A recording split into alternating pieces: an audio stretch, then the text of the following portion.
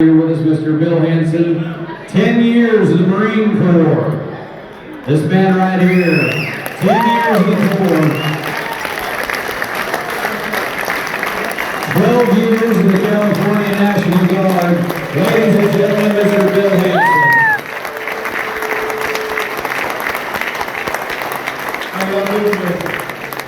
Do I need this? Can you hear me? Yes, sir. Can we hear you in the back? Okay, because I really hate this.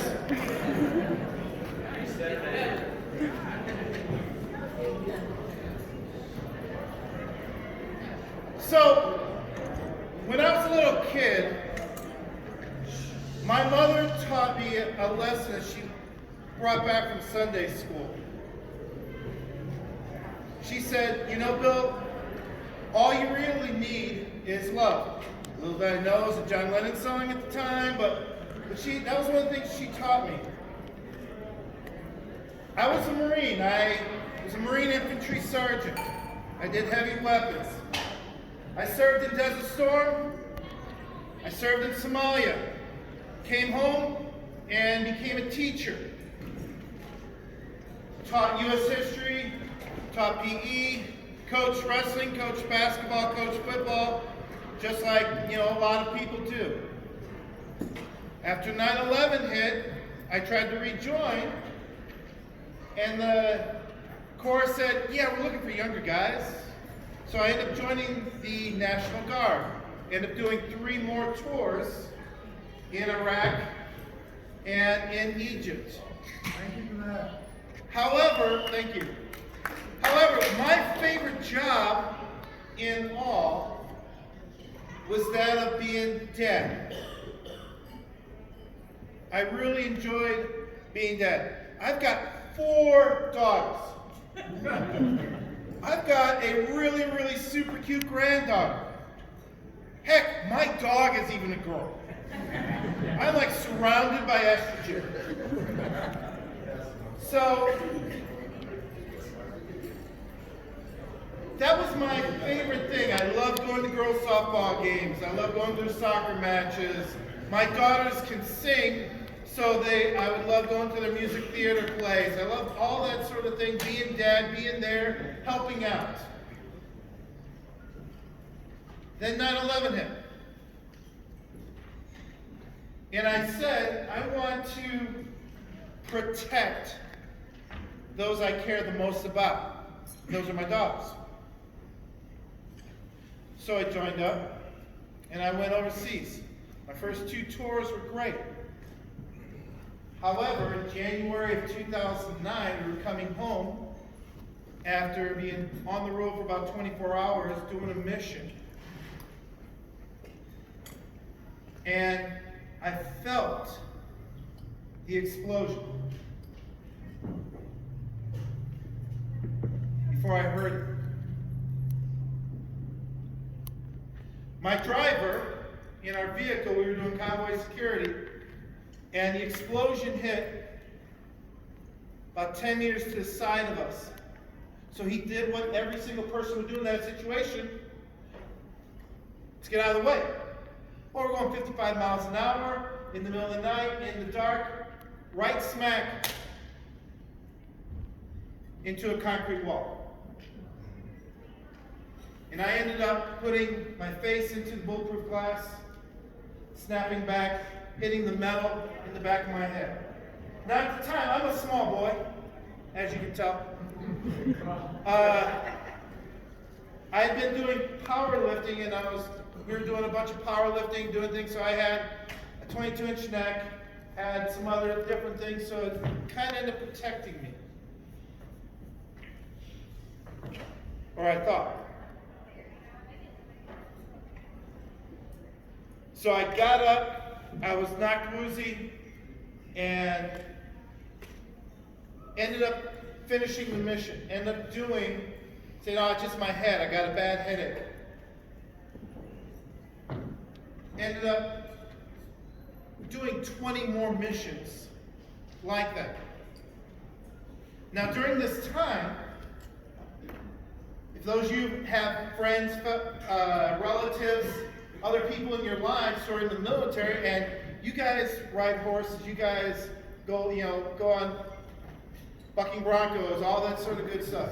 You guys know what it's like to deal with pain. You're not going to quit, right? I mean, I've seen some of the videos of you, the riders. None of you guys are ever going to quit. So what'd you do? You take medication, you take painkillers. That's what me and several other guys in my unit were doing to get through the missions.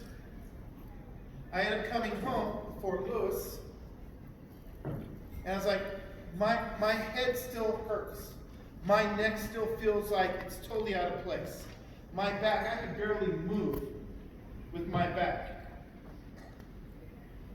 And they finally gave me, for the first time in 5 months since the injury, since the crash, they finally gave me an x-ray, they finally gave me an MRI. And I found out I had a broken neck. I had 4 vertebrae that were broken and fractured in my back. I had torn muscles. I had a brain bleed, traumatic brain injury. And I was like, oh, that's good. And the other thing that I also had was I had a pain pill addiction. Because for me to go do my job, I ended up having to take all this stuff. Fast forward about 2 years after I got home, I'm sitting on my couch and I'm still taking the pills. When you're injured like that, you sit down, you end up being told, hey, just take it easy. And so what happens if you take these pain pills and you're sitting down, you start eating? So I went from 275 pounds, pretty muscular, to about 365 pounds, kind of flabby. And I was angry. And I did something. I pushed my wife away. I pushed my job away. I pushed my friends away. Before I left for war, my favorite job was being a good dad. I started pushing away my daughters. One night, I had my daughters over, and I was in my room, and my daughter, Amanda, said something, did something that caused me to snap. And I screamed at the top of my lungs at her. And I never in my life have screamed at the top of my lungs at my daughters. My daughter did something amazing that night. She just looked at me. She started walking towards me. She reached up and touched my face and said, "What's the matter, Dad?"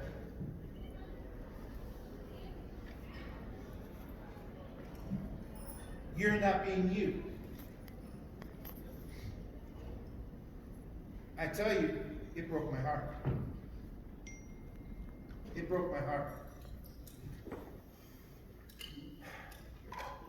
And I swore that night that I was going to be dad to my girls again. Next day, get on the Google machine and start looking at different veterans, PTSD, anger issues, anxiety issues, and had 5 or 6 different groups that, hey, we help people who have these problems. And I called all. Help, I need help. And I sat down and I waited. Because I figured no one's going to call me back. It's going to take a day. They're going to send me an email. Hey, what's this? What's that? Who are you? And I started thinking some really, really negative thoughts. Like, am I really needed? Am I someone? Is it good for my girls if I'm around?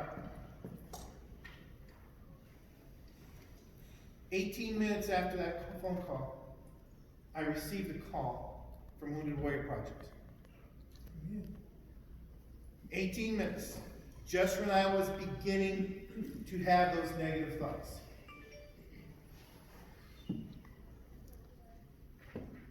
And I talked to the counselor on there. I told him, this is where I'm feeling. He starts figuring me out. He goes, so, when's the last time you hung out with other wounded vets? I said, never. So we have a soldier ride, which is a bike ride for about 30 miles coming up in a week. Do you want to go? It's like, yes, yes, yes. So I ended up going. And I was like, hey, you're just riding a bike. It's just like riding a horse. It's the same thing, right? Oh, yeah. I learned that, certain parts of my anatomy are not used to that anymore. So, went there and met up with 30 other wounded warriors who were just like me, having the same issues, having the same fights, having the same struggles in life. And while I was there, I made a decision to get my body back. And my body back in shape. Because for me to be emotionally, spiritually, mentally there for my kids, I had to be there physically. So I started bike riding, I started going to yoga, I started working out.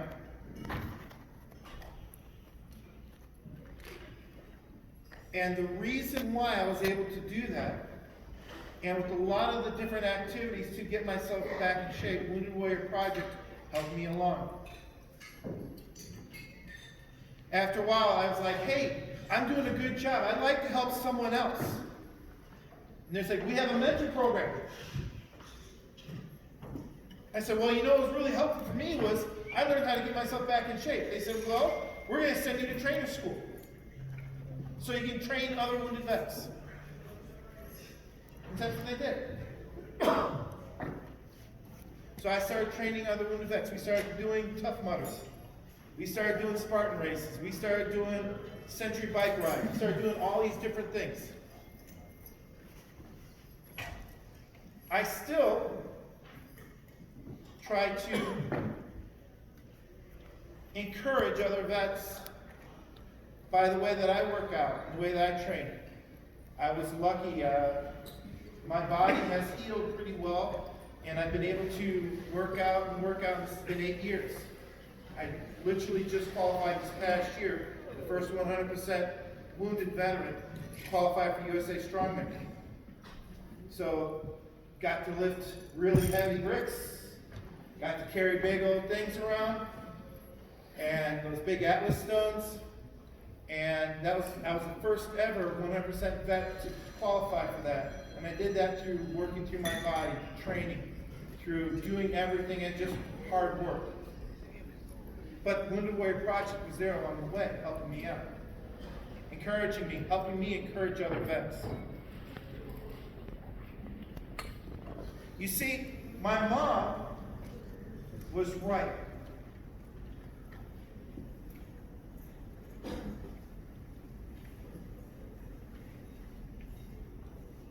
My daughter's love for me changed my heart. My love for my daughters to be dad again gave me motivation. Wounded Warriors Project's love for wounded vets gave us the motivation, gave the ability to do that. So, my mom, John Lennon, was right. All you do need is love. Thank you.